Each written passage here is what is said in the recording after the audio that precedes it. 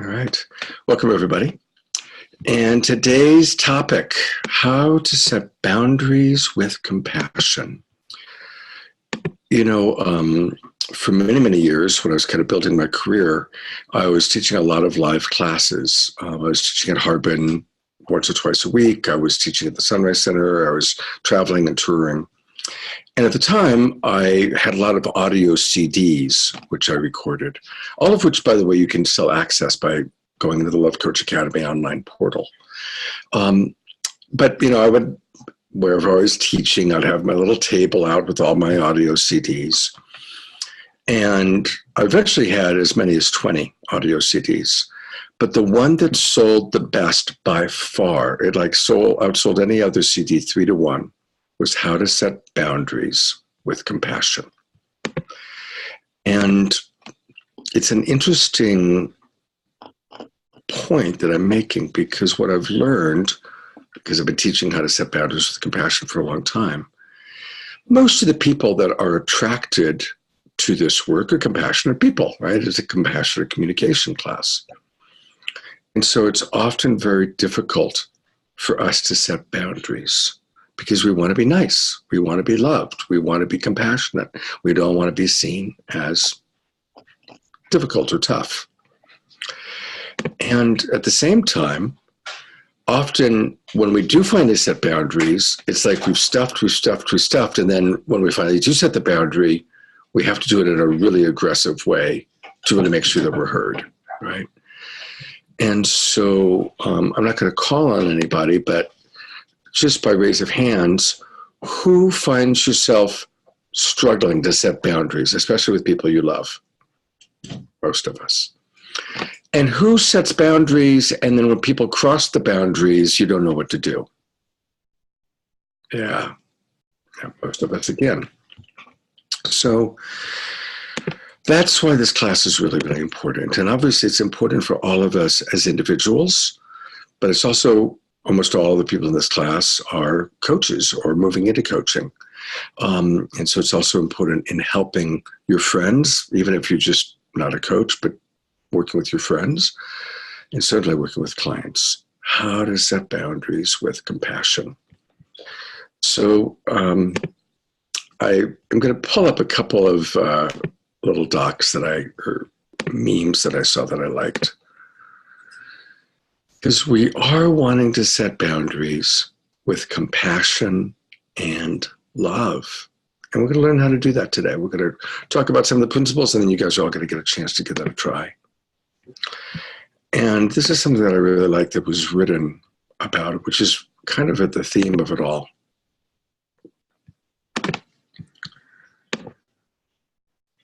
Healthy boundaries are not walls to block out. They are barriers that set us free to love the right people, most importantly, ourselves. I'm going to read that one more time because I want you to really take it in.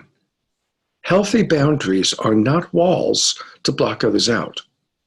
They are barriers that set us free to love the right people, most importantly, ourselves.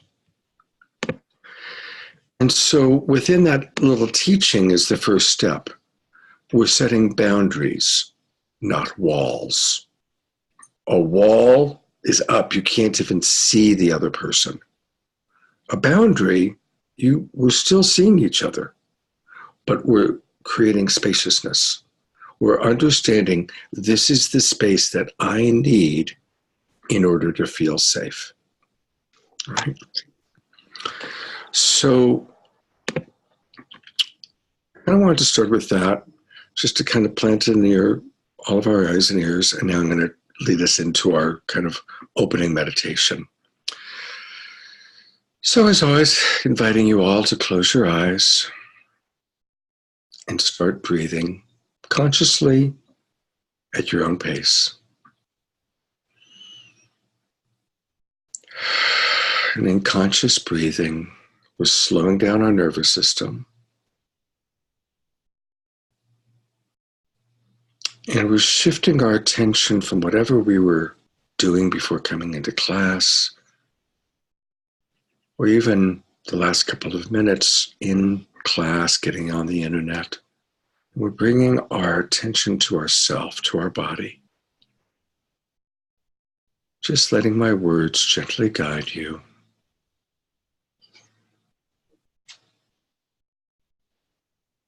As you breathe, noticing your body. How's your body feeling right now? Are there places of tension in your body, maybe discomfort that you weren't aware of?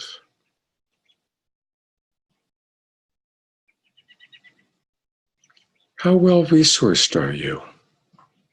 Did you get a good night's rest? Have you had enough breakfast? What's your body informing you of right now?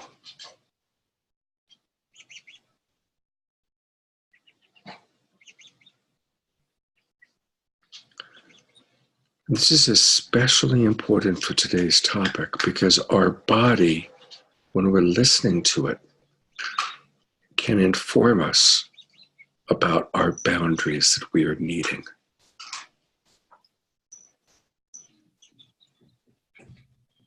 I invite you to maybe remember a time when somebody was too close to you, just physically too close, and your body maybe contracted or you felt uncomfortable. Your body was informing you, I'm uncomfortable with how close this person is to me right now, physically.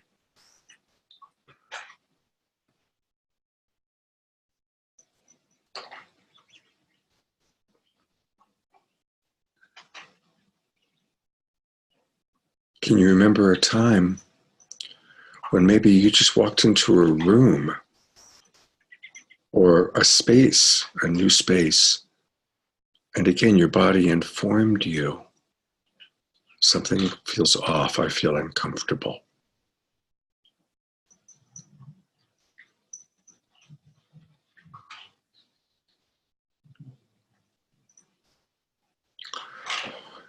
Is there a particular person in your life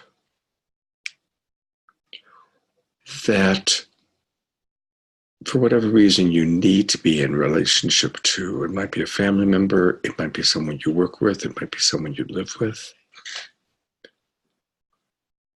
Somebody that, although you need to be in some form of relationship with them, sometimes, again, when they're too close to you physically, you feel uncomfortable and your body informs you. I want to invite you to pick one person in your life like that. We're going to work with that person, that relationship for a minute, for a little bit. And so when you've got the person in mind that's you have that kind of experience with, you can open your eyes and give me a thumbs up so I know that everybody's got in mind who they're going to work with.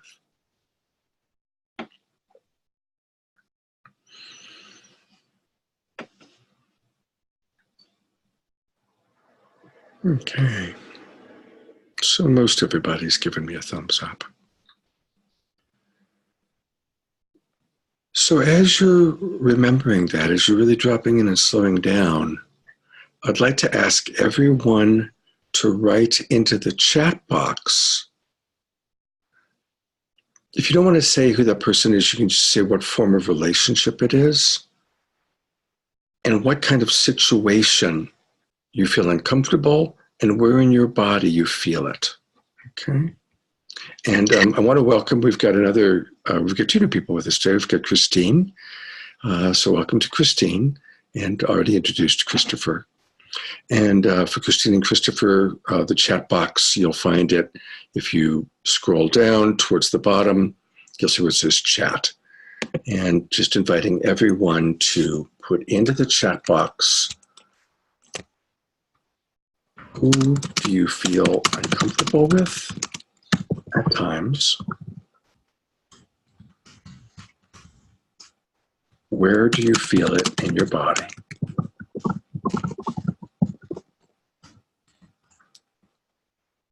What boundary are you needing those moments?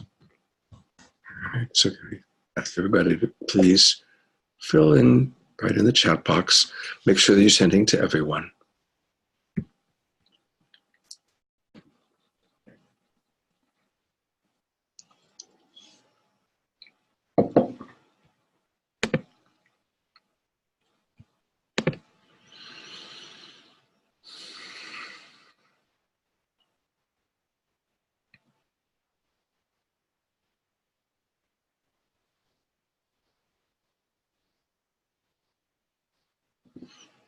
After you've put in your answer, take a look at the other people's answers.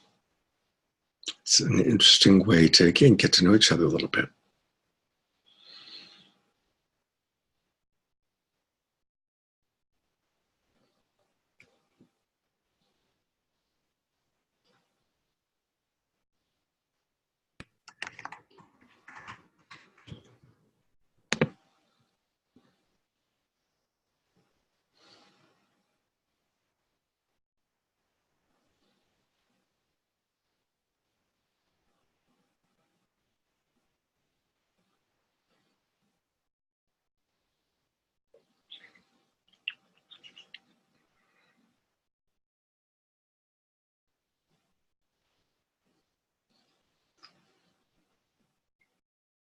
Mm,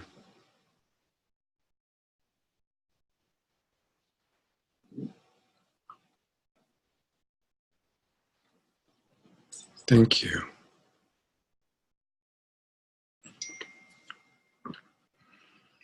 And I want to acknowledge a few of you are sending it to me privately because it's people that I know, people that it's personal. So thank you. That's okay to do it privately in those situations. Thank you.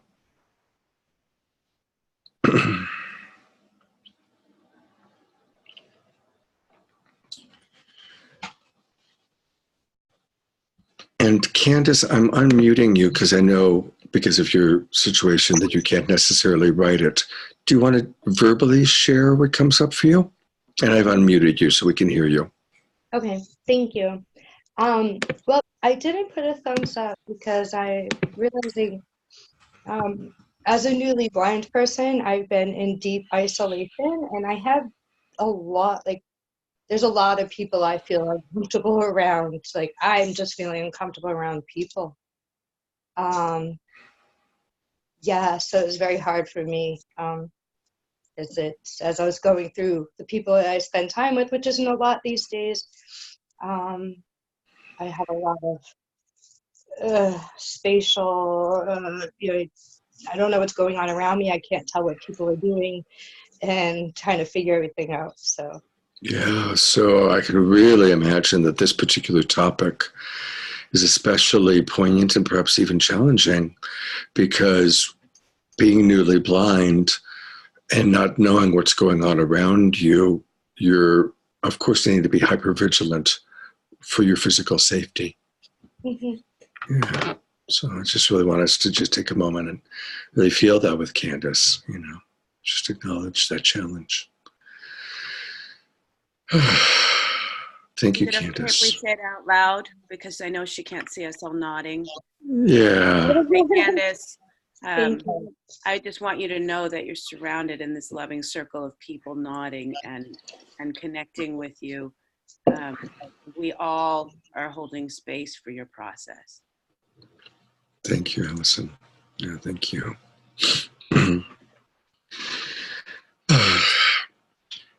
So I'm muting you again, Candace, but I will call on you periodically throughout the day so you can share. So by raise of hands, just by going through this process, who came into an awareness of someone that you actually are uncomfortable with that you weren't consciously aware of? Like who had like a new awareness about it? Okay. And who noticed that the discomfort in their body was something that's been there, but you actually hadn't been conscious of until you did this exercise? Anybody have that experience? Okay, so just a few. The reason I want to start with this exercise is, of course, everything we're learning in this class is how to be more conscious, how to be more aware about whatever it is we're talking about, how to be more conscious in our relationships, how to be more conscious of how we speak, more conscious of how we interpret things. And likewise, being more conscious of the boundaries that we're setting or the boundaries we may need to set, and then the consequences when those boundaries aren't honored. I want to start with just the immediate physical safety, learning how to really set physical safety. And I want to acknowledge that, especially in this world, it can be especially challenging for women. Not exclusively, it can be challenging for men too. But where we do live in a culture where there's a lot of sexual confusion, and there's a lot of confusion between what's affection, what's a come on, what's inappropriate touching, what might be appropriate for one person is inappropriate for someone else. You know, it's interesting, and I'm not making a political statement one way or the other, but I recently saw, it was kind of an anti-Joe Biden ad, and they had found 6 pictures of him kind of putting his arms around or touching women in a way that those women theoretically could feel uncomfortable. Not touching their breasts, but, you know, kind of close, just cuddly, huggly close. And theoretically, all 6 of those women might have felt totally comfortable, and all 6 of them might have felt kind of uncomfortable. And it was an interesting thing to look at because it's kind of like the eye of the beholder. Well, does he look like kind of an old man copping feels? Or does he look like a sweet grandfatherly guy who's just cuddly? Yeah. And that's where, again, learning how to set boundaries kind of comes up, because so much of it is based on our own personal history. What's comfortable to some is not comfortable to others, right? Some people naturally hug. Other people don't want to be hugged. You know, there's somebody I know who, he's a sweet, sweet guy, and he's a big guy, and he's got Asperger's. And literally when I see him, it's like the Frankenstein monster coming towards me, and I know he's going to want to hug and do this big thing. And really, I feel like the Frankenstein monster coming towards me, right? How many of you can relate to something like that? Yeah. So we all have different boundaries. So I've done a lot of talking, and I really love interaction. So I want to open it up a little bit. Who would like to share, just in this initial part, what you're maybe noticing about where it's challenging for you to set boundaries, or where maybe you have discomfort that you have trouble acknowledging? Anybody want to share anything that's come up for you so far? Allison, and then Mimi, our 2 redheads. I'm so grateful for the redheads coming through. Thank you. So am I. I'm grateful for all of these people with all your different hair colors. This is something I've been dealing with my whole professional life. And it becomes very murky when you're a dance teacher, because people are supposed to touch me in my work. But often people who have touched me in dance then feel like it's okay to touch me in other circumstances, without understanding that it's subtle, right? The difference between taking close embrace. Like if anybody's seen Argentine tango, people dance very, very close. You're in physical contact, chest, arms, head, sometimes touching, but it's part of the dance. And then as soon as the dance is over, you're supposed to give personal space, say thank you, and walk away. And especially dealing with being a small woman, who teaches a lot of men who are learning to dance because they have social difficulty. I found it very, very challenging. And there have been a lot of times when I felt like people have gone past my boundary, and I was so concerned about their own mental health, and especially people who struggle with understanding boundaries, that I haven't been as clear as I really wanted to be, because I have such a fear. I realized that one of my biggest values is to help everybody feel worthy and valued. And so sometimes that fights with my ability to set a boundary, because I don't want to crush somebody's spirit by telling them that they got too close. Of course, there are ways to do that, and I'm sure, Scott, you're going to give us some more ways. But I have found that to be really difficult. Also, people who take advantage of the fact that I am a dance teacher, who take a frame and then the frame becomes something else. I've had that many, many, many, many times. It's scary. I'm only 5'3". I'm small. I have a tall personality. But it's really, I mean, people have physically picked me up off the floor when I didn't want to be picked up. It's easy to pick me up. I think they were trying to pick me up when they were picking me up, and I didn't want to be picked up in any way. So yeah, it's been a struggle for me, and I'm learning now at age 46 to start setting some compassionate boundaries. And I wish I'd learned this 20 years ago, but I'm here now for it.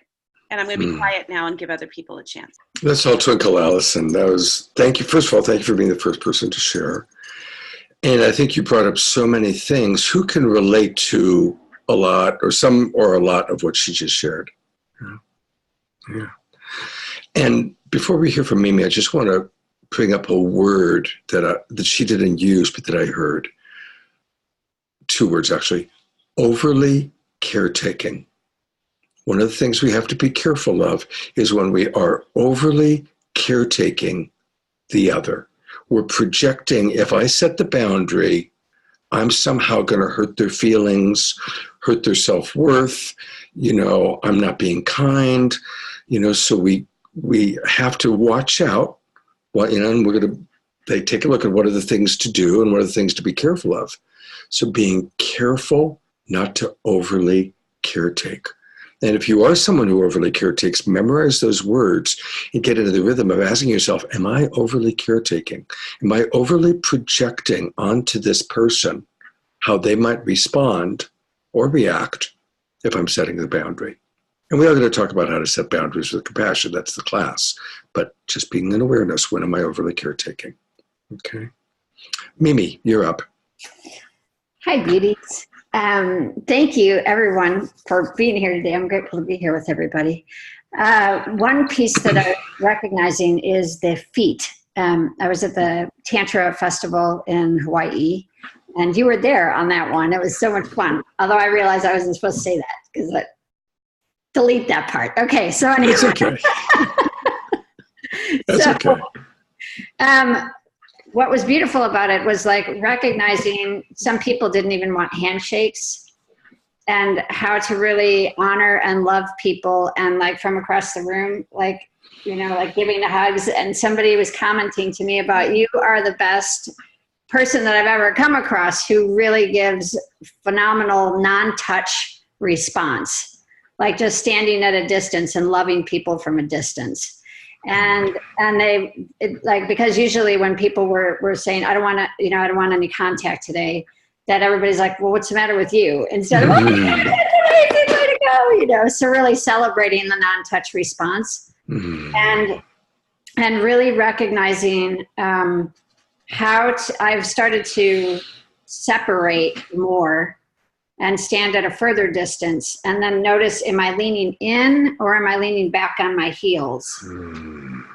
And then kind of pick, like, if I'm like too much in the conversation and I'm noticing the other people's feet or their shoulders are not in the conversation, then I just kind of like pull back to my back of my feet first, my heels, and then I lean forward just a little bit to give them more room. Beautiful. Thank you. Those beautiful advices. Advices? Is that a word? Curious, is there anyone here who you are less comfortable with physical connection, maybe especially with people you don't know, and you've felt awkward or shy because you're in a scene where people are hugging and more physical than what comes natural to you? I'm not going to call on you necessarily, but has anybody been in that situation sometimes?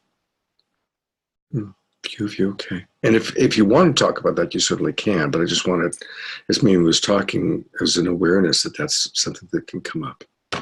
Anybody else want to share anything that's come up for you so far? I wanted to just say something about that, you know, some of that, like I realized was just the family that I came from wasn't a huggy family. And I had to reteach myself when I had kids because they need physical touch and affection. And so I had to reteach myself how to be that person that gives that physical affection. And you know, my kids are grown, but I find myself realizing too that, you know, that people that I care about, they also still need hugs from me and things. And I have to acquaint myself with the fact that I can't just go around and not touch people. That's just not fair. That's not nice. And people don't, you know, they get uncomfortable when you're the only one who's like, no, thank you. It's okay to say no, and it's okay to not, but you know, if there's no real reason except what's going on with you, like, and you know, it's not something that they're doing that you need to create the boundary, but that you've made a boundary where there didn't need to be one. Right. That's what I was thinking about when you were just talking about that, is that you know, sometimes the boundary, you have to explore where the boundary, you know, why you feel the need for the boundary, for sure. Of course, like all things that you do, you should look at and think about, you know. And so is the boundary about them, or is it about you? Is it about a combo? And you know, where did it come from, the need for it? Because sometimes there's ones that you need to do more of in order to break through the fear of. That's all. Beautiful. Let's all twinkle Christine, and welcome Christine. Christine's a new member of our group here from Minnesota. So we have another new state. One thing, Christine, that's kind of cool is we've got Mark from Germany, we've got Daniel from Hawaii, we've got Candace from New England. So we've got people from all over the country, which is really, really cool. All right, any other thoughts, Mark?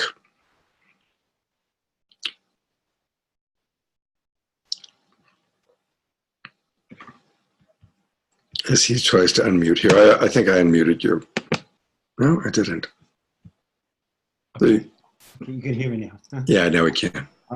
When I first thought about who the person was, my ex-business partner came up, and he used to get very close. And the realization that came up for me was also his aggressive energy.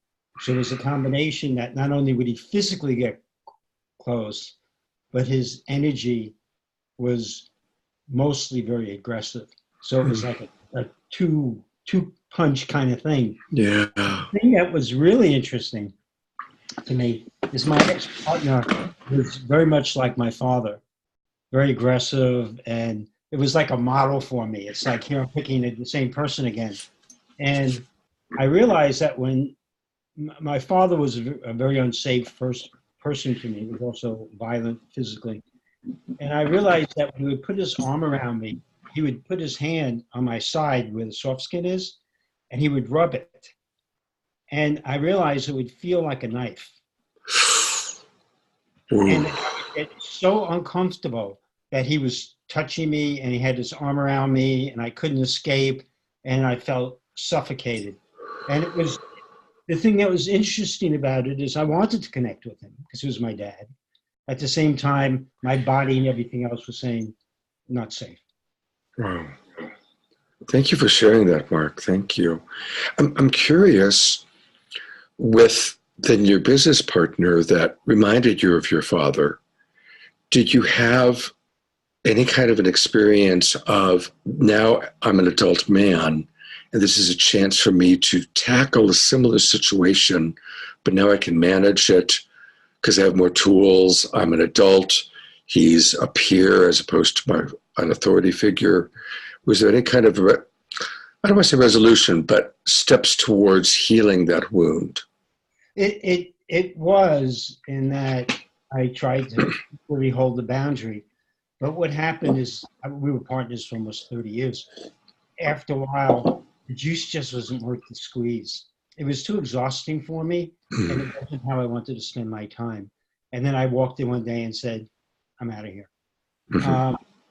Because it just was like, yeah, I could keep doing this, but like, who wants to spend their life doing that? And it just wasn't fun, and it was exhausting. And All right. Good, thank you. Thank you for sharing that. And that's rich. It brings up a lot of, again, aspects to all of this. And the reason I asked Mark the question that I did was that oftentimes in life, when we do have, especially childhood wounding or deep wounding, we will attract a similar situation. And sometimes we attract it because that's what we know, so it's what's familiar. And then we just keep, it's Groundhog Day, we keep repeating it in different ways. It's uncomfortable. But other times we attract it as an opportunity to learn how to work with it, and in some cases even heal it. So Debbie, did I see you raise your hand? You did. Can everybody hear me okay? Yes, we can. Okay, great. Thank you, Mark, so much. I wanted to bring up what comes up for me is called touch aversion. And what I've experienced because of childhood trauma was touch aversion, and didn't even realize that I had touch aversion until I was older, and realized that, I mean, I had to really be comfortable with somebody to have them touch me. And I even still find myself, my body doing that if somebody touches my back or any, and I love hugs and I love to touch now, but I still see remnants of it. But the touch aversion was something that came up when we're talking about boundaries. But what it did was give me that opportunity, like you just said, Scott, to recognize that that's what it was and give me the opportunity to work with it. So it has presented itself many times. So if anybody ever felt that, you know, that touch aversion, it's just something I wanted to let you know. It's a great way to see that it might be something that for you to work with, and start with somebody you feel safe with. But, and Kat, what you were saying, like you had to address it with your kids. Yeah, I didn't, exactly. I totally get you. And I'm happy to see you here, Kat. All right, guys, that's all. Who, I'm not going to call on you, but who has gone through a period of their life where they felt touch aversion was definitely something that they needed? Yeah. Or was experiencing. Can I try to make it quick? Or were there other people ahead of me? Go ahead, Anna. Okay, because it was coming back from, I can't remember now, someone who was mentioning Mimi, I think. I love that she was putting it into the physical body, like where are you leaning on your heels? One of the just most miraculous moments of change for me was in a trauma training, and he did this thing he called backspacing. You can think of it however you want, but it's where I check where is my attention and my energy, and you kind of put it like behind you on the top of the trees, or for some people, I'd want to put it like in France at the bottom of a river. How far away do I need to bring my attention that they can be here in the space? And there was one time I was in a group and I was safe enough to say, I noticed I'll start like shaking and getting so anxious. And Mark, thank you for your story, because I was sitting here before that thinking, I think I just have a background that is beyond this group. Is something similar and honor probably your siblings. But anyway, I said to the group, would you please just take your attention and kind of soften it behind you? And then, I can take a breath. And this is one of my favorite things to do, like what Debbie was referencing, where I've played with people, friends or colleagues, and said, let's just experiment with where actually do we want our attention in different moments, different situations, so that I just start to embody a sense of, oh, this is the boundary, these are my triggers, this is what it feels like to be safe. And then, Scott, what you were referring to, I was thinking about too, is that I just often have to manage still a part of me that has that trauma memory that will kind of automatically go into anxiety, but I can contain it and go, I get it, I know that's old stuff. There's another healthier part of me here right now that can negotiate like an adult and, you know, not sort of see through the overlay all the time. Thank you. That's beautiful. Thank you, Anna. So, as she says that, remember in one of our earlier classes, we talked about veils of past pain. So, as we hear, touch aversion, what Anna shared, what Debbie shared, what a few of you shared, Allison, the horror of being picked up when you don't want to be picked up. So all of these experiences, understandably, can create painful memories. And a reminder, our brain stores painful memories at 5 to 30 times greater than pleasurable memories. And so, of course, if you have a painful memory of this person picked you up when you didn't want to be picked up, or this person touched you in a way you didn't want to be touched, or, it might be a person that triggers the painful memory. It might be the type of person that triggers a painful memory.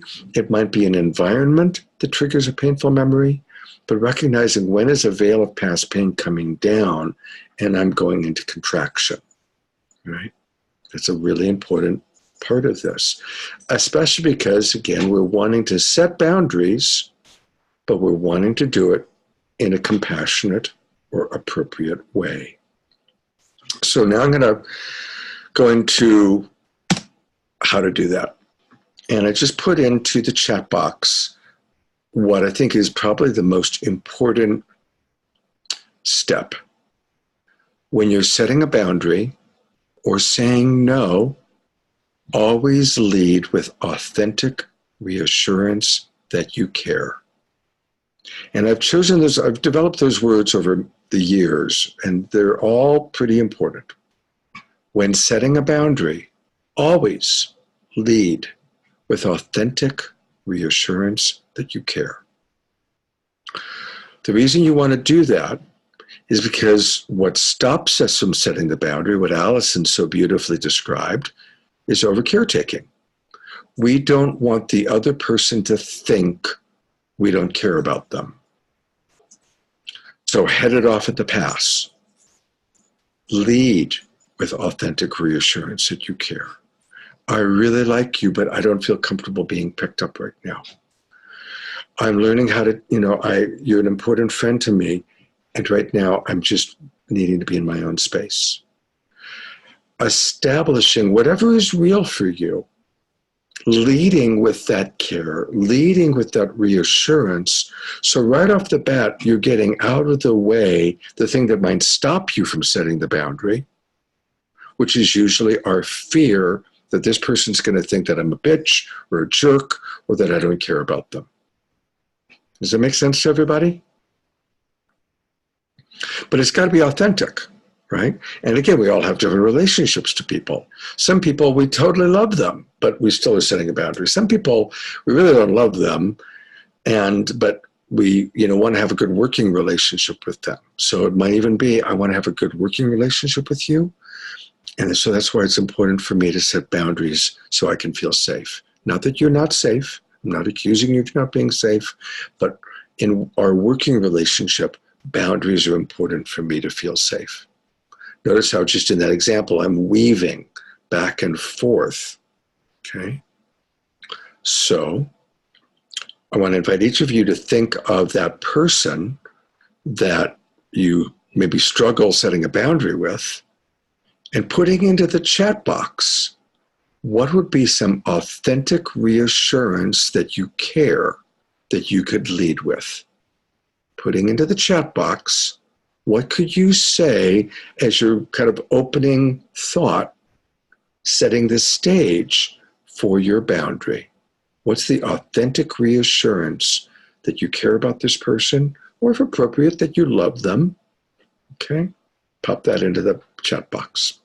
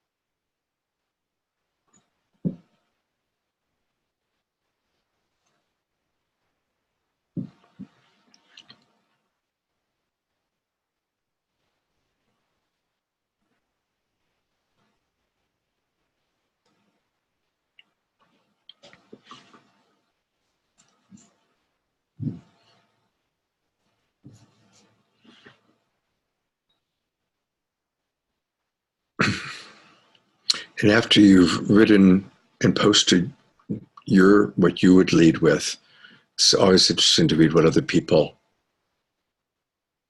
are reading, what their approach is.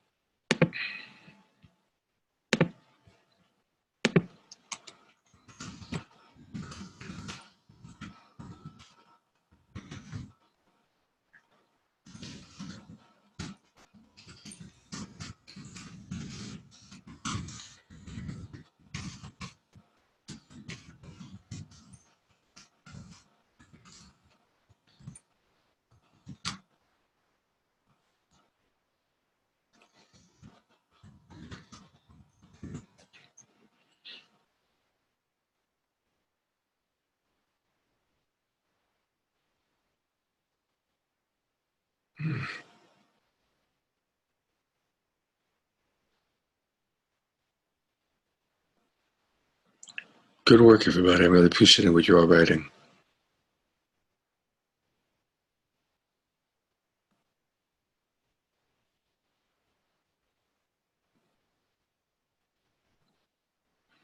Now, some of you are going on to the next steps, which is okay. Some of you are going on to, beyond the opening thing to setting the boundary, which is okay. But that was going to be the next step. So I appreciate those of you that are ahead of the curve. Hmm.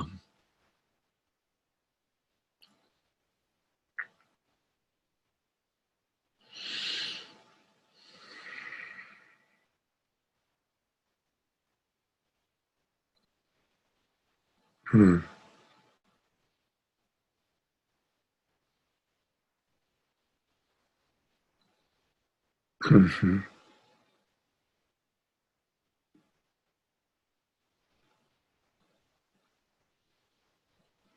I'm reading, of course, what you guys are writing, really appreciating it.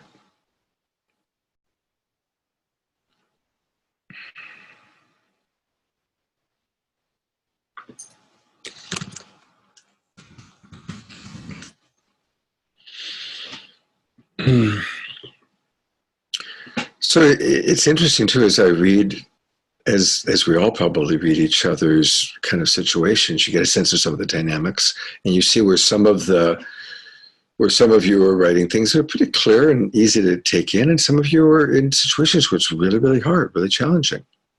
Yeah.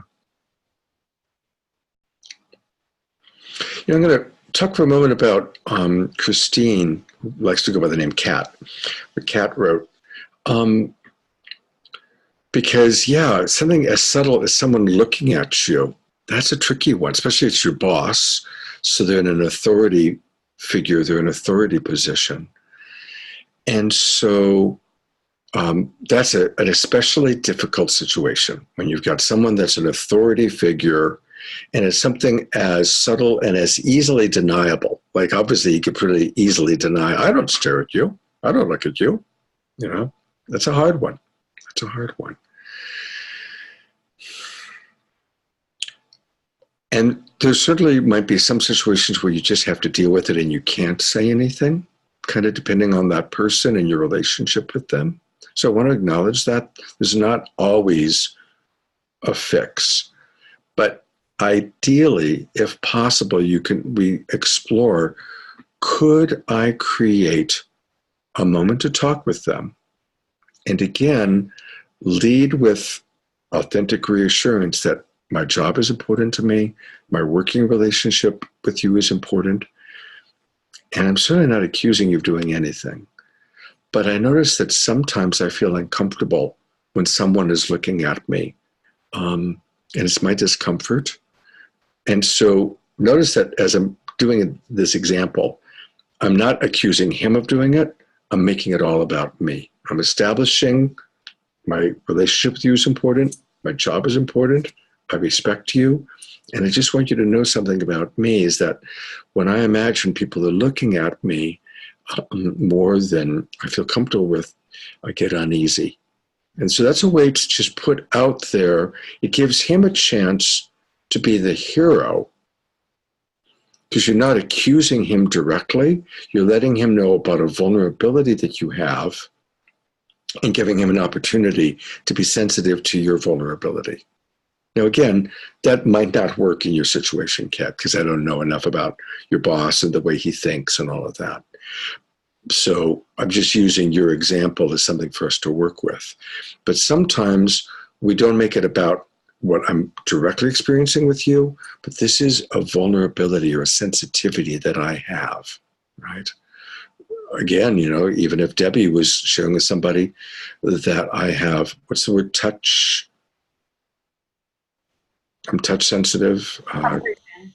What was it again? Aversion. Touch aversion, right? Just letting people know, you know, because of my past history, I have a touch aversion issue that I'm working with. So we can just establish this is about me, and I'm learning to take better care of myself. I'm learning how to manage my own challenge, right? So that's one thing that we can learn how to do. And always, I love the words, I'm learning how to take better care of myself. I'm learning how to take better care of myself.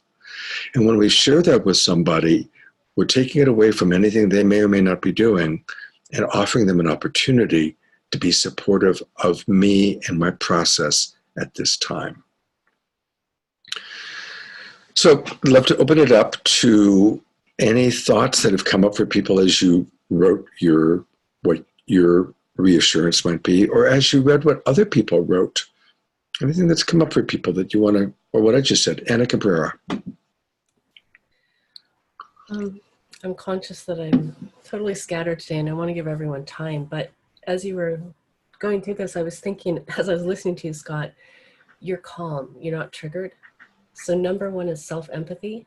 Mm-hmm. And that's the skill. The more I've practiced, then sometimes, like I was saying, even if part of me is kind of freaking out, I can sort of be having a little conversation over here and create a boundary and come out gracefully with the rest of me.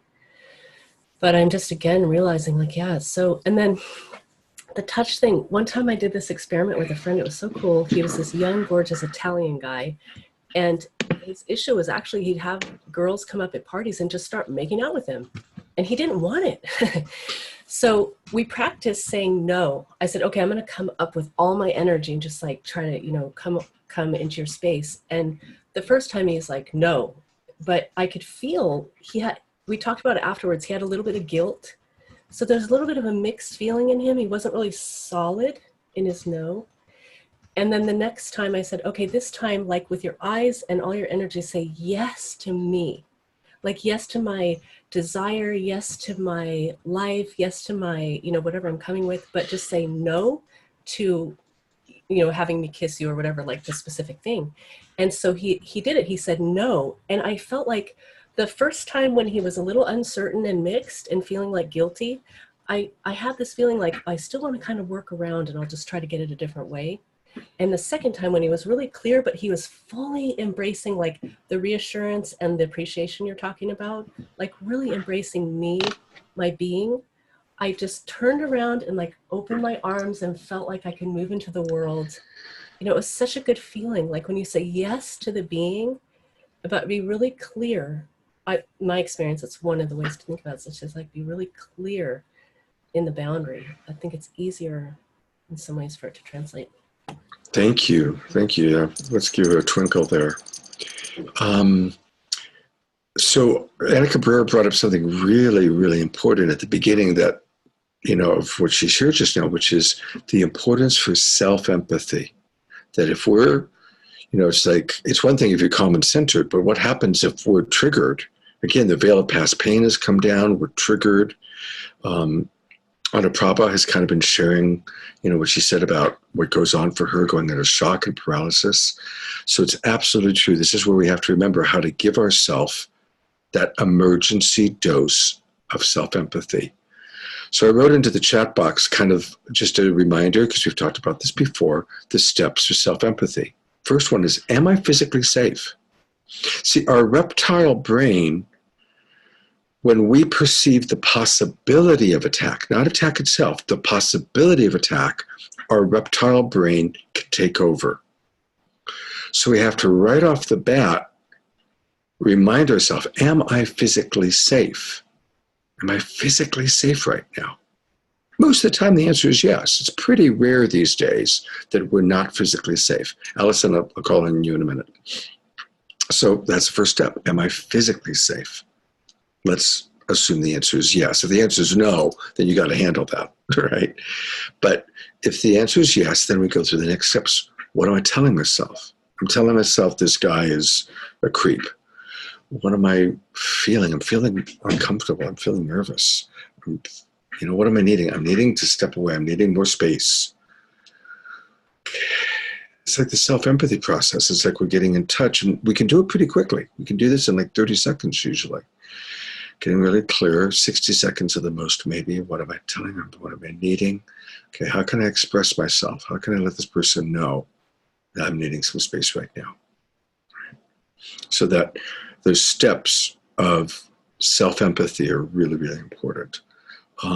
Allison, and then Anuprabha, if you want, because you're, of course, one of our senior people after Allison expresses, if you want to talk about what the challenge that you kind of mentioned in the chat box, and then how you do use self-empathy and these tools, that might be valuable.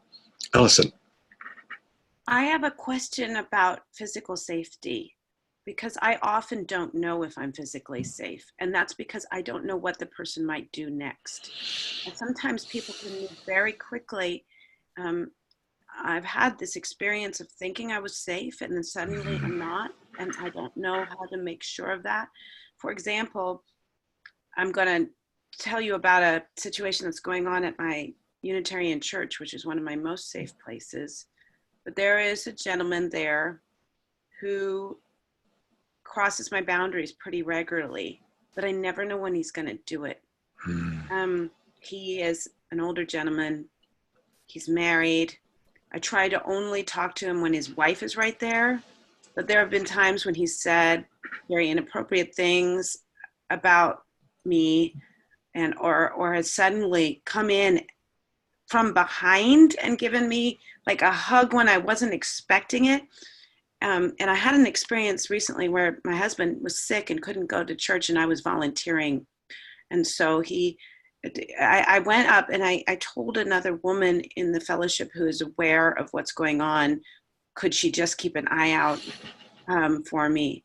But I think that first question, I don't want to belabor this, but the first question is a really difficult one for me to answer, because sometimes I don't even see it coming. And those are the assumptions I would always make is, okay, I'm at my church. We all share similar values. And my kids are with me. Nobody's going to try anything when my kids are with me. But it's not actually true. Sometimes people come in, they'll notice when my kid goes to the playground and come in and it's scary. And I don't want to feel like that at my place of worship. I did talk to my minister about it, whom you know very well, Scott. And he was very supportive, but he can't be always in the room and always noticing either. It's hard for me to set boundaries with this particular person. I've tried saying, I really love talking to you. I need a little bit more physical space. He doesn't remember between times. So it's really tough. I have to keep setting that boundary again and again and again.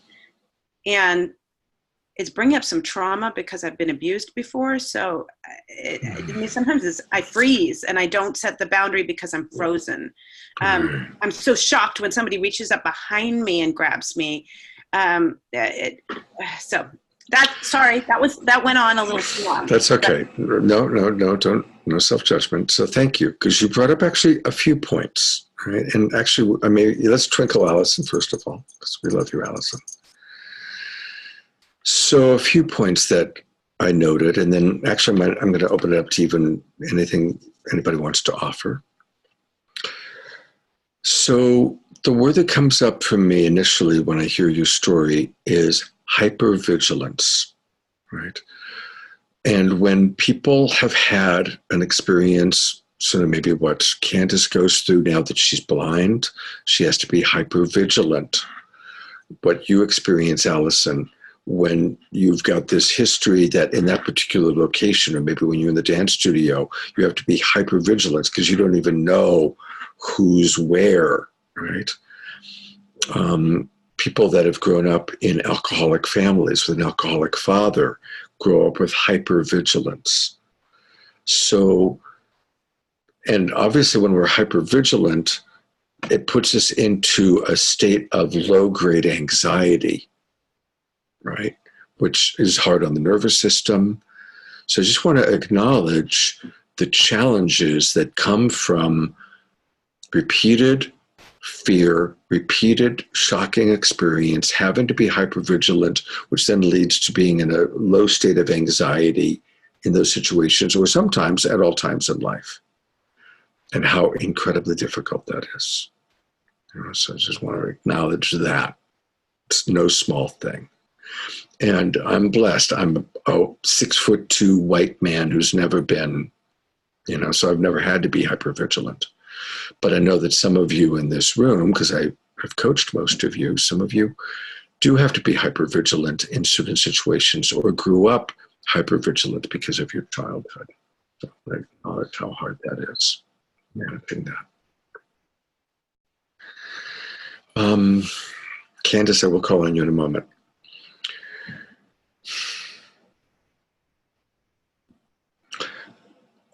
I'm curious.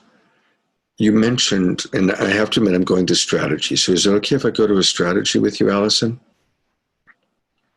So a strategy that's coming to my mind, what would it be like for you to have a quality conversation with this gentleman and his wife, and maybe even with Farjun, all together? No blame, no shame. We're having this conversation because we're all part of the fellowship. We're all learning. We're all growing. And Allison has found that because more than one time she's experienced coming from behind and the shock of it, and she's mentioned this and he's had trouble remembering it, so maybe his wife can help him remember. And we're no blame, no shame, but I want to feel really, really safe. And that's where Farjun, who has studied compassionate communication with me and is very good at it, it could be an opportunity for everyone to grow a little bit closer. Uncomfortable, awkward, but when we create a safe container to have that uncomfortable, awkward conversation where everyone has a chance to express their feelings, and we really keep it, there's no blame, there's no shame. Our intention is for us all to know a little bit more about each other and to understand each other. And then this gentleman gets an opportunity to express he's just trying to be affectionate, trying to be kind, trying to be part of the fellowship. Is that a possibility? Yes, Allison. Thank you so much for that, Scott. I had an immediate fear response when you said that, because this gentleman has come up to me when I don't think his wife, first of all, is aware of the things that he's been saying. So so I had to he at one point came up and said, I'd just like to have one night with you and it would be okay because Charlie could watch. So this is that's the kind of, it's beyond just he's not aware. I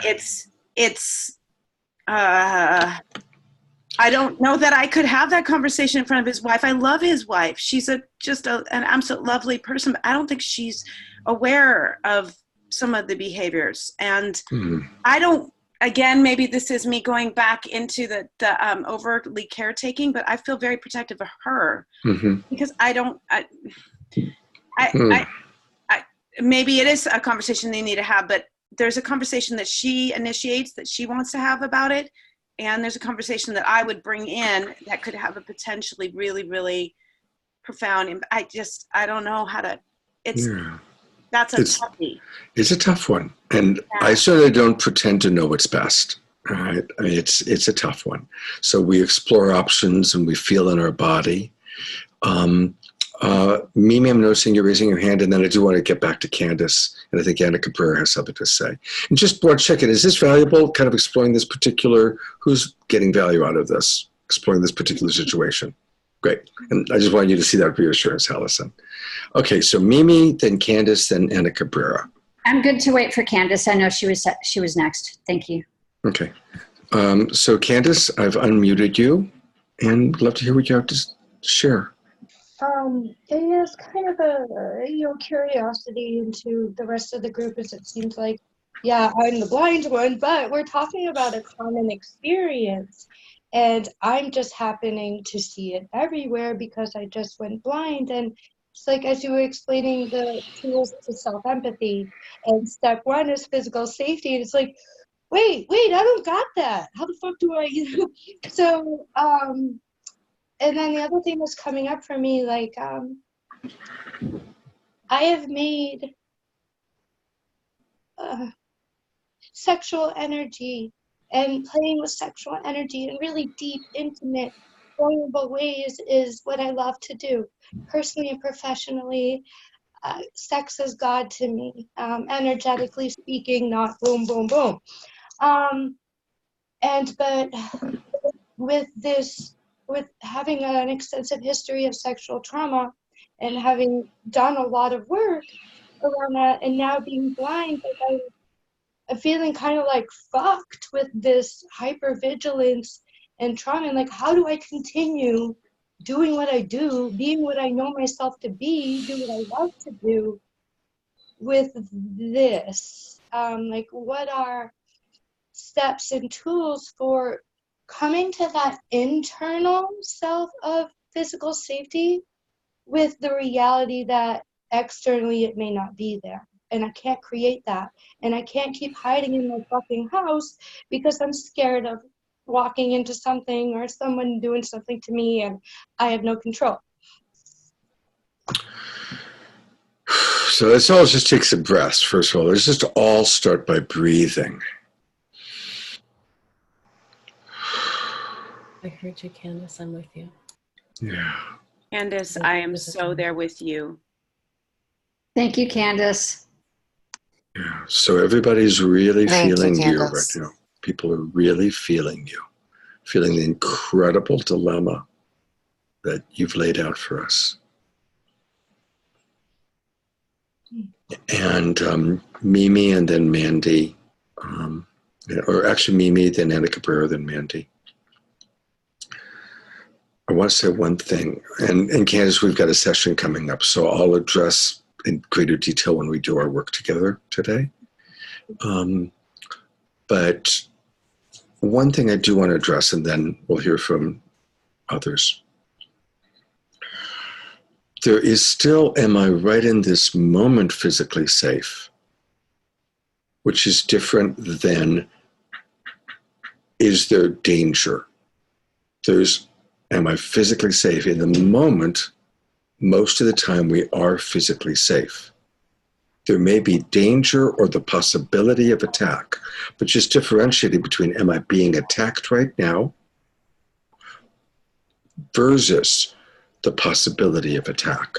And that is one, again, just that differentiation can create a little bit more being centered. Doesn't mean you're not still vigilant, but again, if we're wanting to be conscious, we want to be vigilant, but not unnecessarily hyper-vigilant. So we want to understand, am I right in this moment physically safe? Yes, I am. No one's attacking me. Do I need to be perceptive and in tune and aware? Yes. Okay, so I just wanted to make that distinction. Okay. And Mimi, then Anna Cabrera, and then Mandy. I'm just placing my hand over my heart for the vulnerability that's being shown like today, and really some of these deep pieces of what it's going to take to heal humans on a pretty massive level. So I'm really super grateful to be here. I was a touring musician for a long time, and fans felt like they knew me because of and in a way, I mean, they knew my darkness because I would be writing the songs in my darkness, and then sharing that. So one thing that I'm kind of witnessing, and I have witnessed, is this, you're so shiny, and and I love you, and I feel like I can express every part of me with you. And thank you for being that person. And I'm like, oh, wow, that's a lot. And some people, it gets so activated on a regular basis because they're like, you're so shiny though, you're so shiny. And so I know that's in sensual play, creativity, sexual play, you know, like, and because of all of what I perceive as this unhealed and not knowing what to do with that as yang energy, as masculine energy, they're like, I'm trying to see it as a gift and a continual gift of, oh, okay, step one, got to go through the boundaries again. Step one, got to go through the boundaries again. Step one. And that it's just this like becoming stronger and stronger in my voice on behalf of yin energy without attaching it to you're attacking me. Mm-hmm. Just really being in this place of, oh, you really don't get it yet. Okay, let me try it this way. Okay, let me try it. And then like stopping, I've had to stop so many conversations and just say, you know what, this is where you would gently ask for permission to have this conversation. And they're like, oh, well, what do you mean? I'm like, well, before you engage in deep conversations like this, you would actually have permission. Do you have permission from your partner to ask me these questions? Well, no. Okay, I really love you and your partner, and I really respect you and your partner, and I want to honor that. So you go take care of that. If you handle that, then we can get to the next level of conversations. Yeah. So I continuously see it like, you know, we're like 1% of the population and super shiny people, and people are like, oh my gosh, I love you, you know, just to even be in this group. And Right. so for me, I see that there's a lot of people who don't have that yet, and they're really messy about it. Mm. And continuously, instead of thinking of them as coming from a place of malice, what I'm seeing is that they're coming from a place of lineage of boundaries. Okay, I'll stop. But that was like Yeah. Big twinkling for Mimi. Big twinkling for Mimi. So just to riff and take what I heard and put it into a couple of quick, simple terms, to be aware of someone's projections of us. When you were talking about, you know, the first part, well, people project all sorts of stuff onto us, especially when you're a performer or a public personality or in sort of as a dancer for Allison. So being aware of people's projections of us, and in that projection, because they know us, a sense of familiarity. You didn't use this word, but there's the projection, which then can lead to a sense of familiarity, which then can lead to an entitlement. Oh, well, because I know you and you wrote this song about the shadow side and that so reminded me of me, now you're my soul sister and I can touch you or I can hug you or I can project my stuff onto you. And then the last piece, taking what I heard and how I'm interpreting it, is part of our job is to educate people, right? They're not coming from malice, but they aren't educated. They don't have the awareness necessary to recognize they're projecting onto me. They're assuming familiarity. They're assuming entitlement, and we need to educate them about that. Does that kind of fit Mimi as to kind of? Yes, that was that version, and I really appreciate the 20 words. Thank you. Okay. Anna Cabrera, and then Mandy, and then Kat. First, I'm gonna, I put it in the chat box. I might have misspelled his name, but Gordon Newfield, I'm pretty sure he has it on YouTube. There was something in what Allison was saying and a lot of what we're saying that made me think of, he has a lecture on bullying and talks about how you pair any two different children on the playground, and it's really interesting because in one situation, child A will be bullied by child B, in any other situation, child A won't be bullied. It's like it requires two different dynamics in order to keep that. And so I was thinking about so many touchstones in my journey where what I said before, I was at this one workshop where I was able to practice saying no. And I had some witnesses and they were encouraging me and they were being very still and they were, not reacting, accepting encouragement. And one of the pieces of my process is just a mourning of my innocence, because I didn't want to be someone who had to say, gross, stop it. Mm-hmm. To have to get so harsh over harsh energies. I just didn't want to be there. It's like, I'm so sweet here. Can't you see me? Can't you meet me? Right? Yeah, I see Allison, right? So, I mean, there was a trade-off, honestly. It's like I used to be in more of a pink bubble but I would often feel violated because I just wanted to stay really sweet and I didn't want to grow that part of me that had to be so strong in this world. But it got to then, like, fast forward, I was at this party and I'd already had a couple weird situations with this guy. I let it go. And he came up beside me and like slid his arm around my waist. And I went, I need space. I mean, I did it so strong. He like bounced away and kind of slunk away, like really sheepish. And it was like, I get it. That hurt him, but he was out of bounds, out of bounds, out of bounds. And this is a consequence. And it wasn't a moment where I was going to have a careful, kind of gentle conversation. It was just no more of this. And now I don't have that kind of thing as much anymore, or I can't remember that I have it. Maybe it'll come again, but I've developed like a stronger energy body that says, no, this is my domain. This is my body. I'm filling my own space. Yeah, thank you.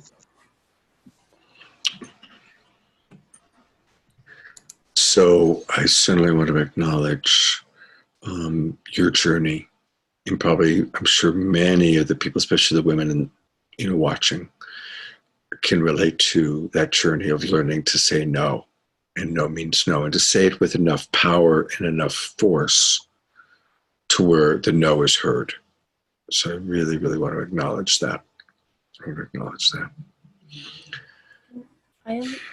to say something. I am curious if there's anything else, a blind spot or a different avenue in this, because I feel like this is where I'm at in my journey, where I can have a careful conversation, but I can also just go.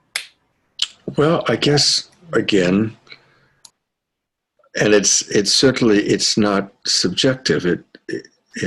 It's objective. And so there certainly are people who could probably go, you go, girl. Sometimes forget reassurance. You just say no because they need to hear the no. And that's a legitimate argument.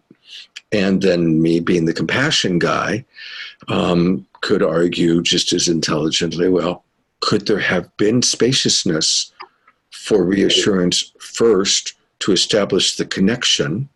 Did that person need a harsh no first? Or could establishing connection have led to the no being taken in more effectively?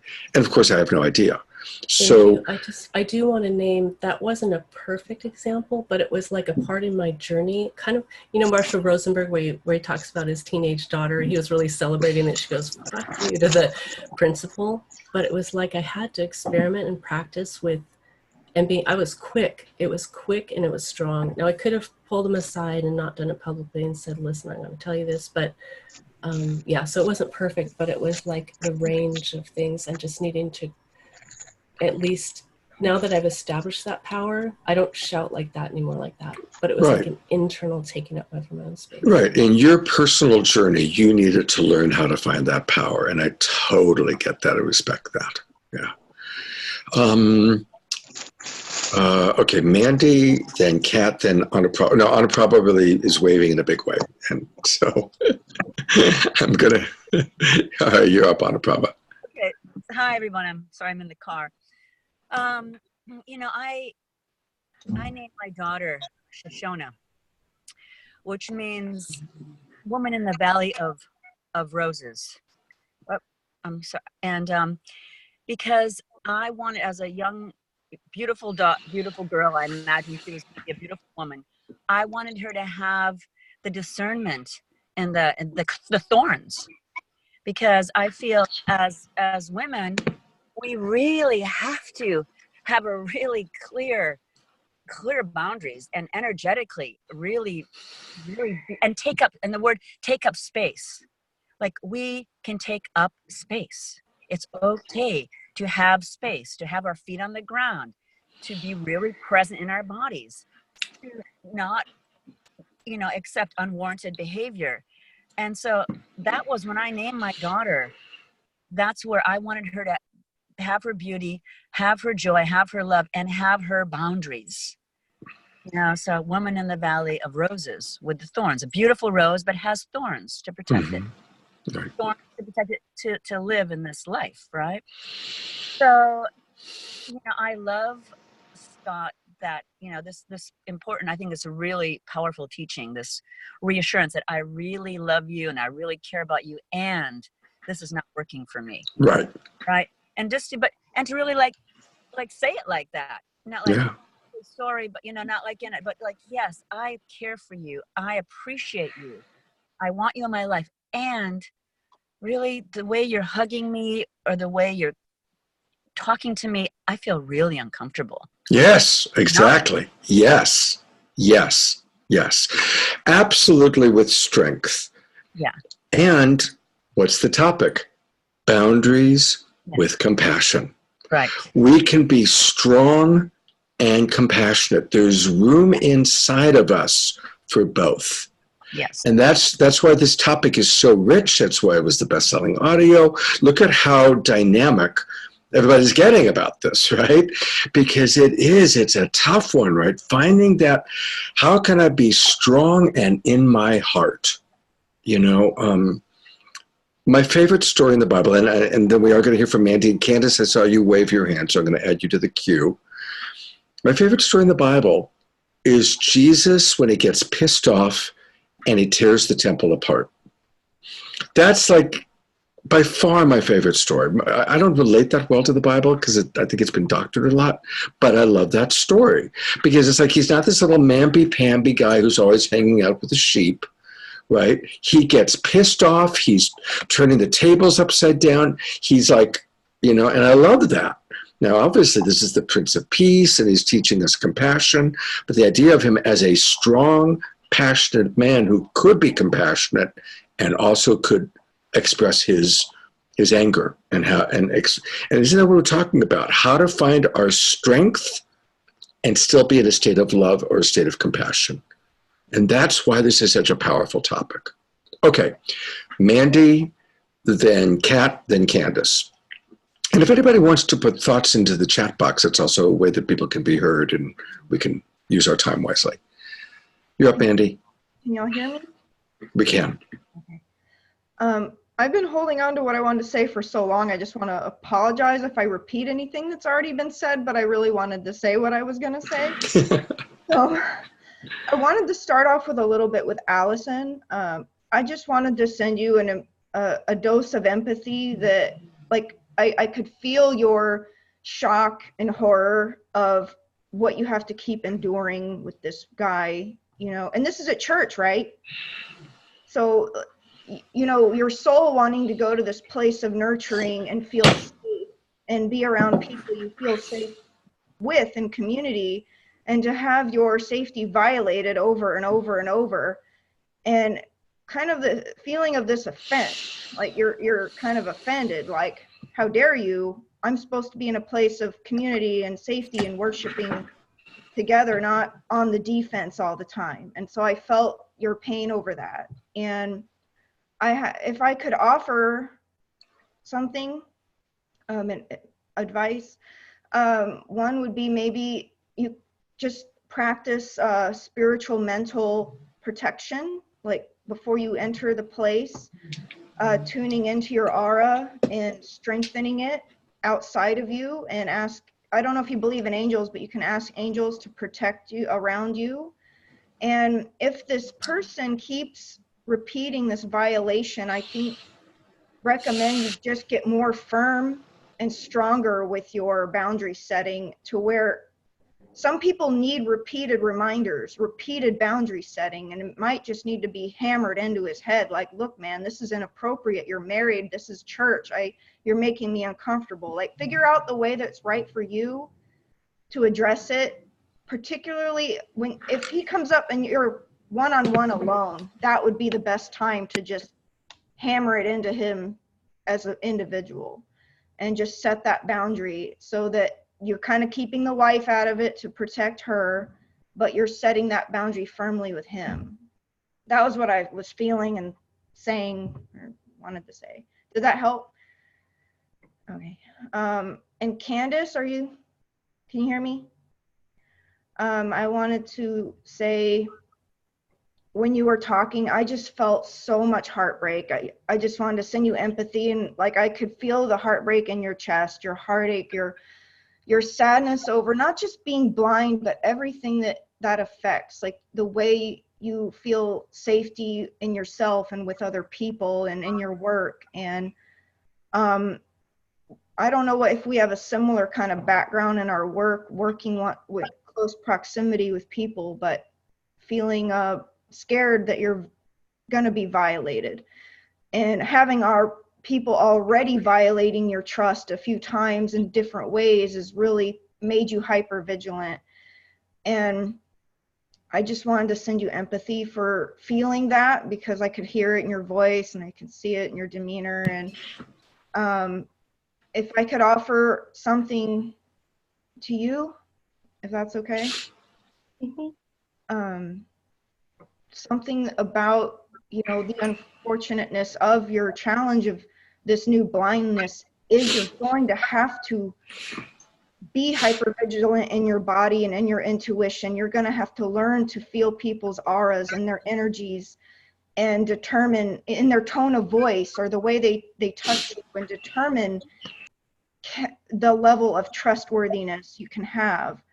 And if you pick up any sensations in your body and in your intuition that, this person is questionable, that's something you got to pay attention to, because this is a whole new realm for you, and that you're going to have to really listen to your body and what goes deeper than sight, the sensations that your other senses, you have to get more hyper vigilant using. So that's what I had to say. Thank you. Thank you. That's all Twinkle Mandy. That was beautiful. Yeah, thank you so much. Thank you. Okay, I think it's Kat and then Candace.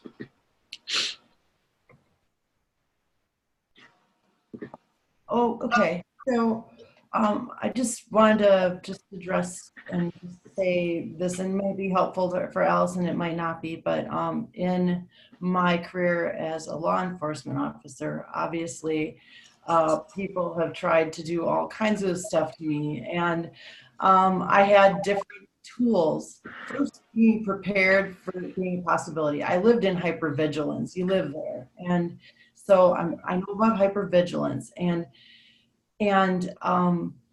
when you don't have to do that as a career, but you're standing somewhere where you should be safe, you can prepare as much as you can, like avoid those interactions or whatever.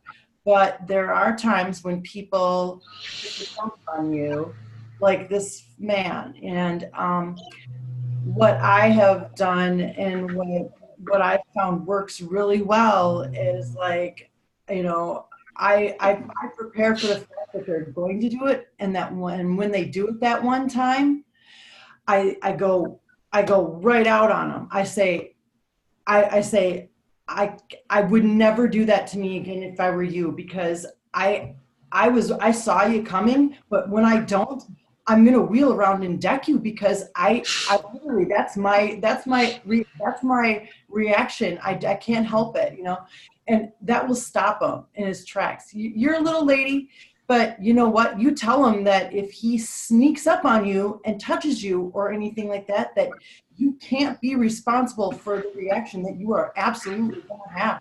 Let him know that this is, even if it's just a bunch of baloney, you let him know that, you're like, you cannot, you can't get handsy with me. You can't say this to me, because I literally I cannot hear that kind of thing, or you can't like touch me or something when I don't know you're coming, and I don't want you touching me at all because I react. You know, if you let him know that you react and you're going to react, he'll remember.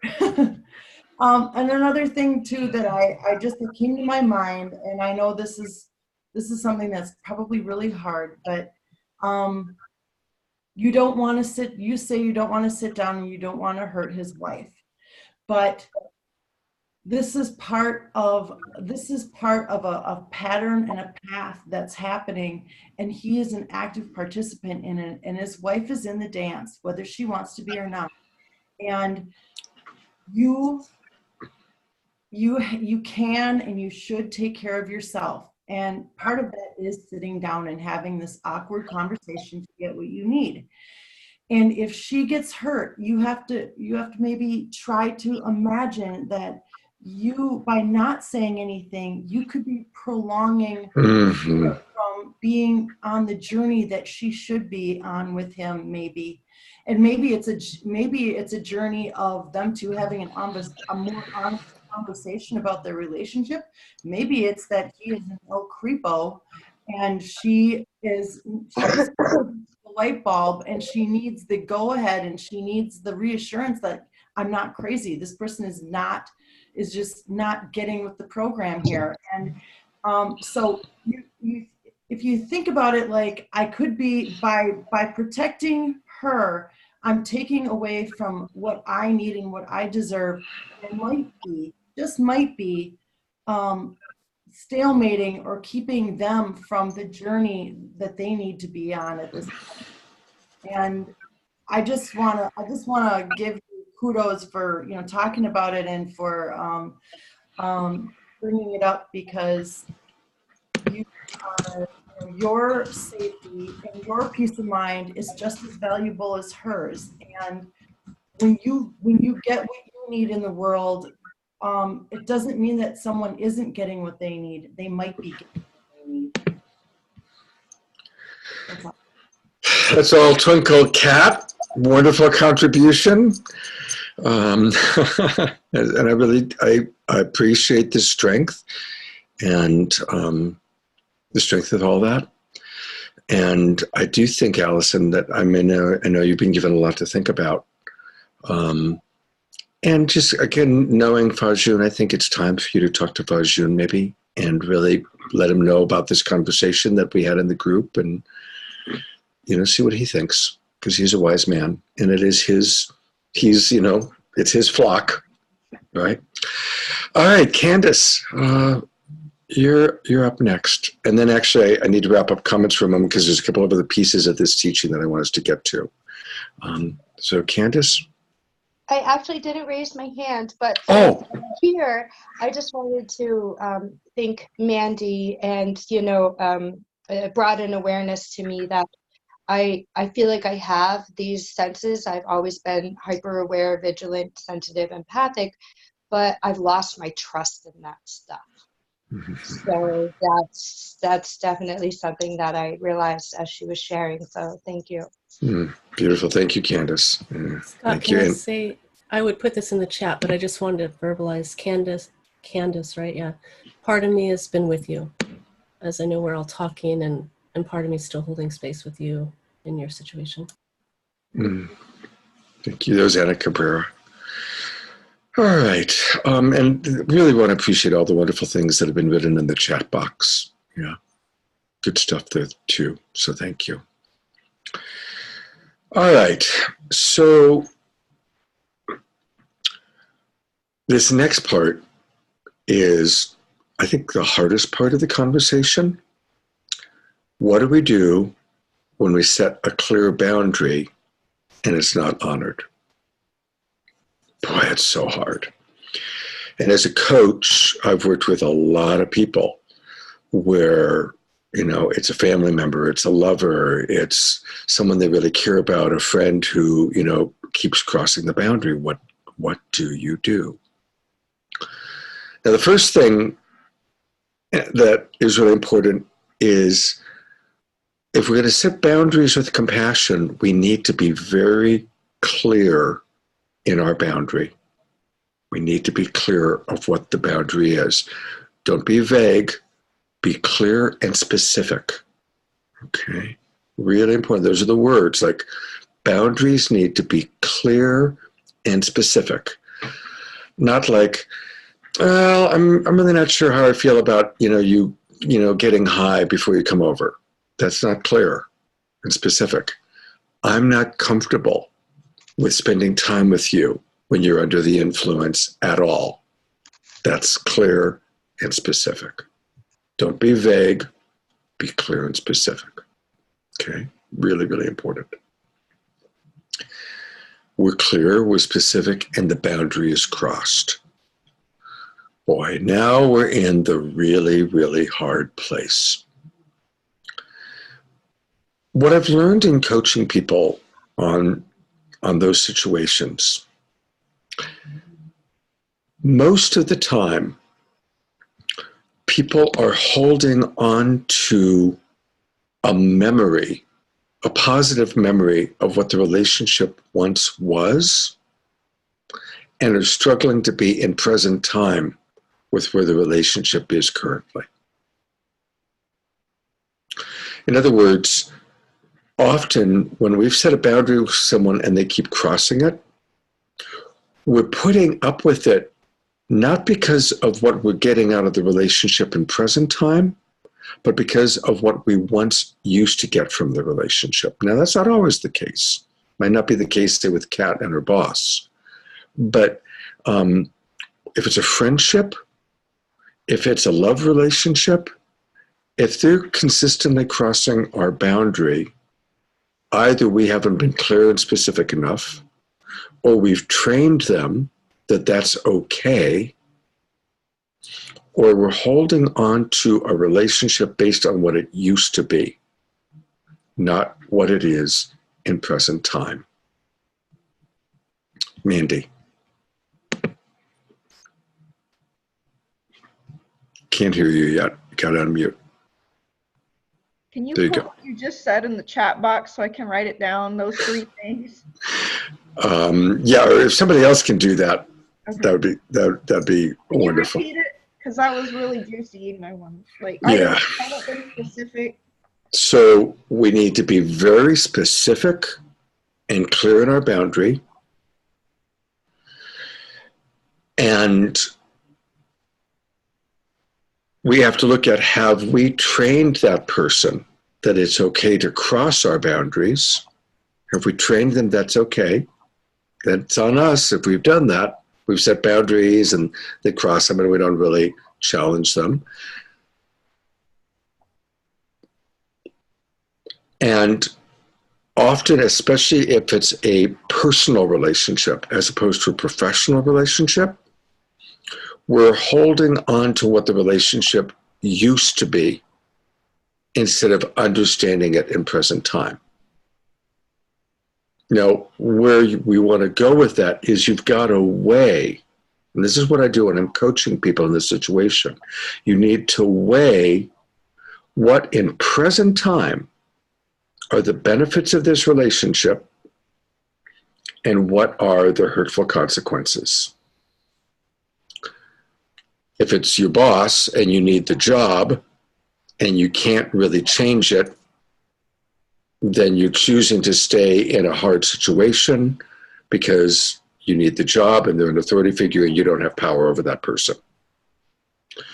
But if it's a personal relationship, even a family member, you do have choice, right? So if I have choice in this relationship, what am I getting out of it in present time? And where is this hurting me? And you got to weigh that. You really got to weigh it. And you notice I keep saying in present time. And this is something that I've just learned by working with so many people, because it's like, it's their memory of how wonderful the relationship used to be, or how much love they shared in the past, or how close they once were. But if in present time somebody's not honoring your boundary and you're being specific, you're being clear and they're not honoring it, the relationship's gone toxic. Something has gone wrong or off course in the relationship. Is this making sense to everybody? Yeah.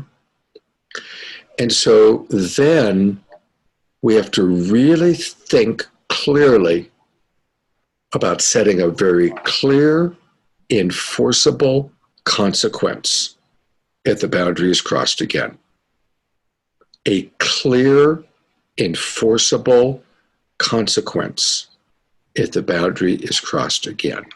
And this is really hard because usually the enforceable consequence is your withdrawal from the relationship, which we don't want to do because we loved this person or we used to have such a good time with this person. Mandy. Can I offer an example that was Please. Yeah. real?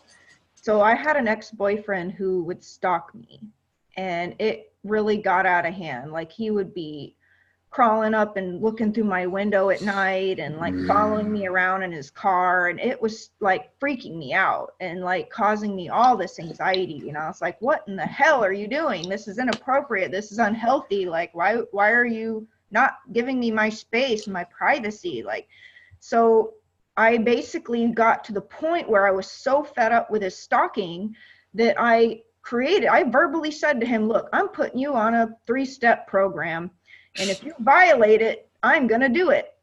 I said, number 1, if you stalk me again, I'm going to go file a police report on you. And number 2, if you do it again, I'm going to see if I can do a criminal trespass warning on you. If you do it again, I'm going to file for a protective order.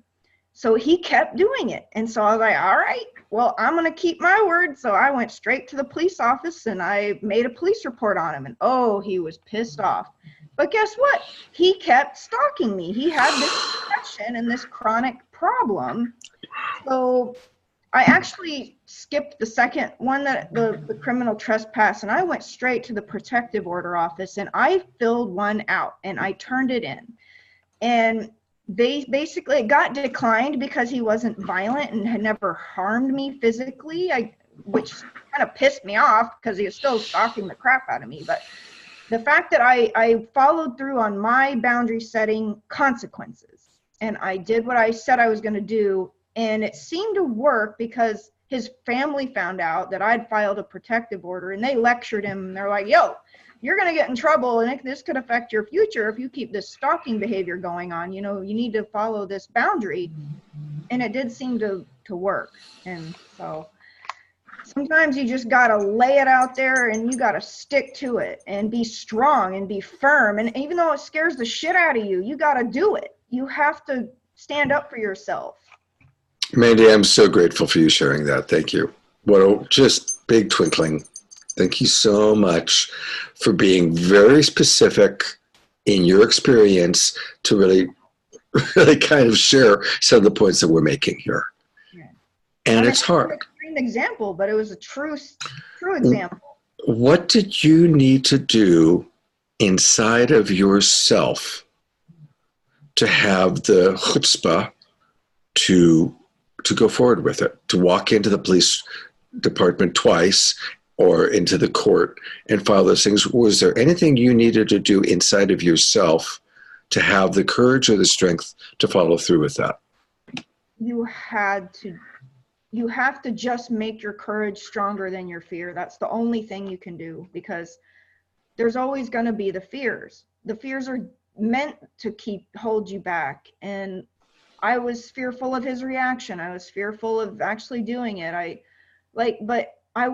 That was how fed up I was. I was like, my fed upness has outweighed like my fear of his reaction. But you know, I had to be courageous. And that's, as a spirit, you just have to be courageous and set your boundaries, stand in your truth, speak your truth, you know, stand up for yourself. Whatever that takes, you're going to be put in situations that will challenge you.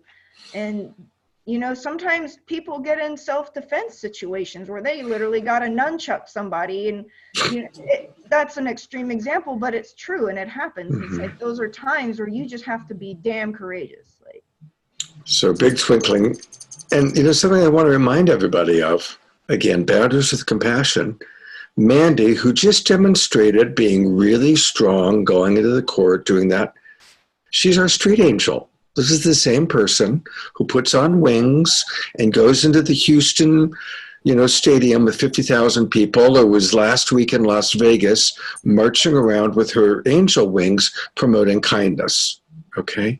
So what a beautiful example of someone who goes way into promoting kindness and compassion, but also when needed, set a really clear boundary.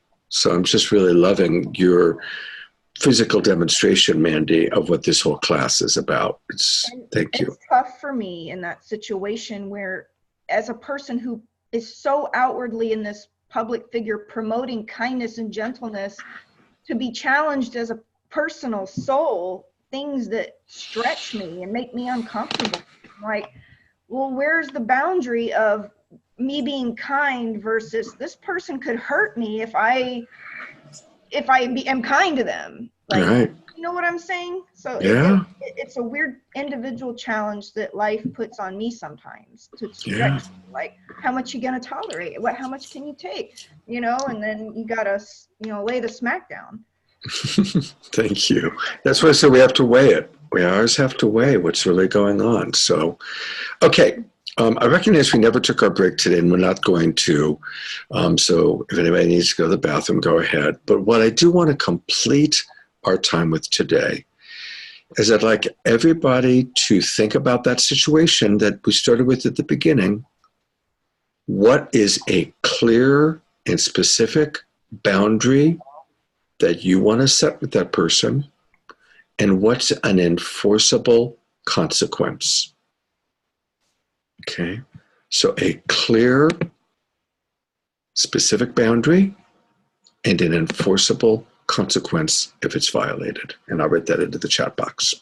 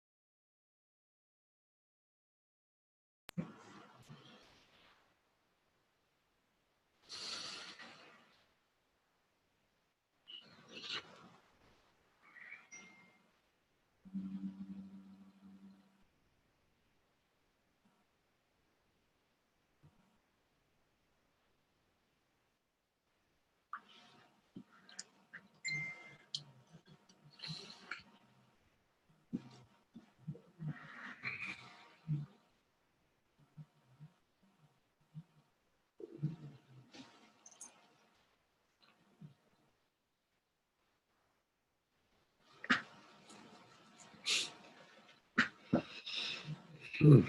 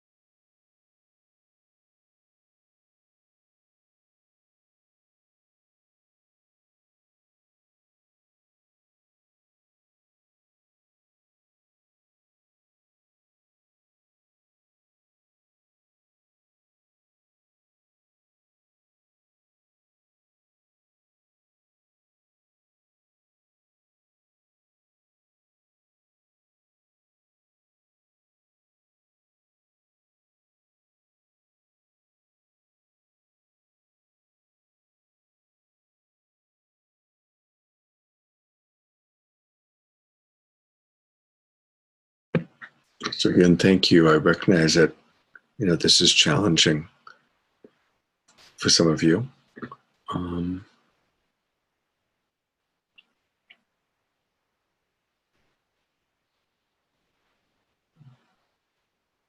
a reminder, by the way, there's no right or wrong. This is an opportunity for us to express and explore.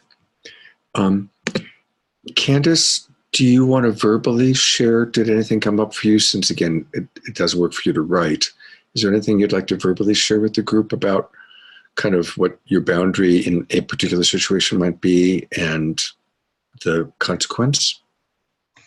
Nothing's coming through very clear right now to share. Thank Okay, sure, absolutely. We all love having you in our class with us. Thank you. I second that.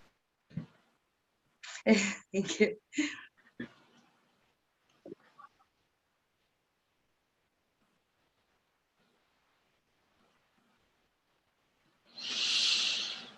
Hmm.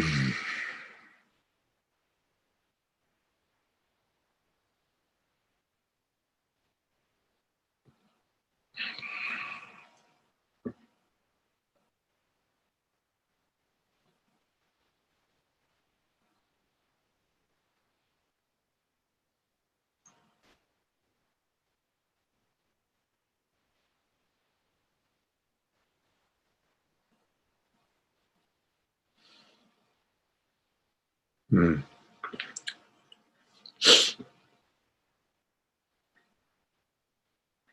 Hmm. As I'm reading some of these, just really recognizing how challenging some of these situations really are. And Candace, since you can't read them, kind of the overall theme, most of these have been, if certain boundaries aren't honored, withdrawal from the relationship is where, or in some cases, a need for a mediator or a need for some form of enforcement outside from somebody outside of the immediate relationship comes up for a few people.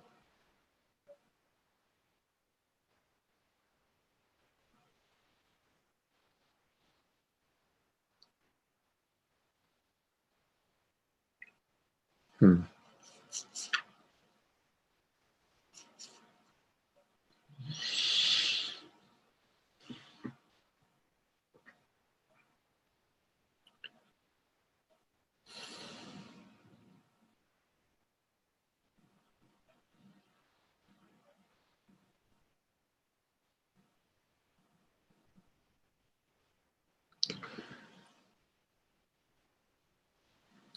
I want to make sure that, and most of you are done writing, but there's a few still writing. Please go ahead. But I want to make one other point.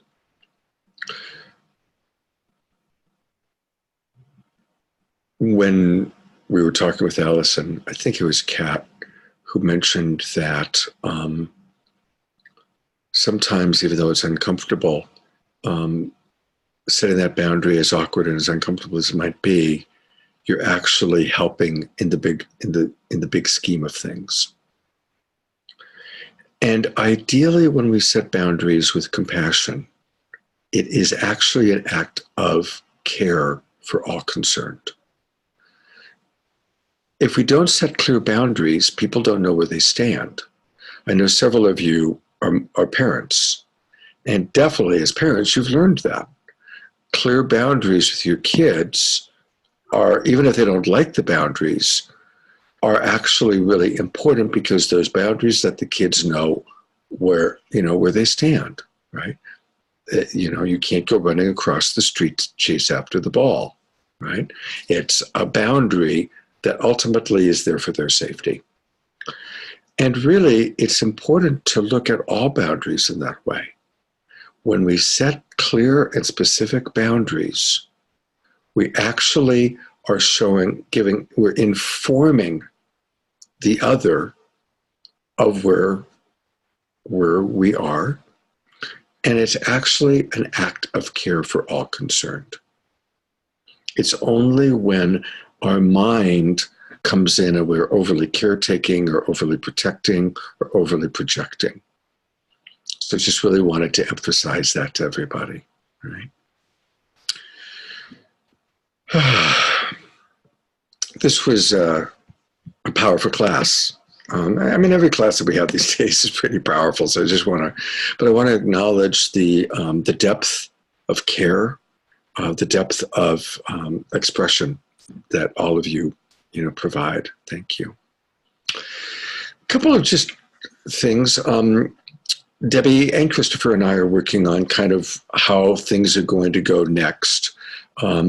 There will be a couple more Saturdays and a couple more Wednesday nights before we kind of go into the next round. And we'll probably this week and maybe even the next few days be sending you kind of the details of what's going to happen.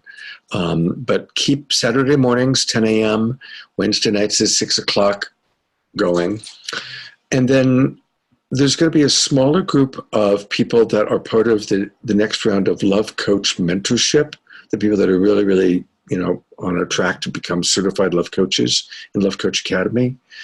And once I get clear on who that's going to include, then we'll decide, and I'm going to keep it to between 6 and 8 people.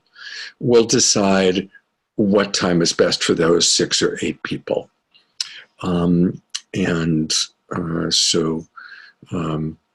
There will still be a Saturday morning Relationship Essentials course starting at the end of February. There will still be a Wednesday night practice group. Sometimes we're going to bring in guest teachers for the practice group. Also a reminder that Debbie's got another gratitude 21-day program that's going to start soon. And a reminder, as we started at the very beginning, to do Ragio's meditation class, which is going to start the second Saturday of February. And that's at 9 o'clock in the morning, so it doesn't conflict with this class. All right. Thank you, everybody, for digging deep. And I look forward to seeing all of you on Wednesday night. God's blessings. Have a wonderful weekend. Thank you, everybody. Take care. Bye, Candace. Bye, Candace. Thank you. So sweet to be with you today. Bye, Candace. Yes, bye, Candace. Bye, everyone. Thank you. Yeah, bye, Candace. Bye-bye. Have a good day.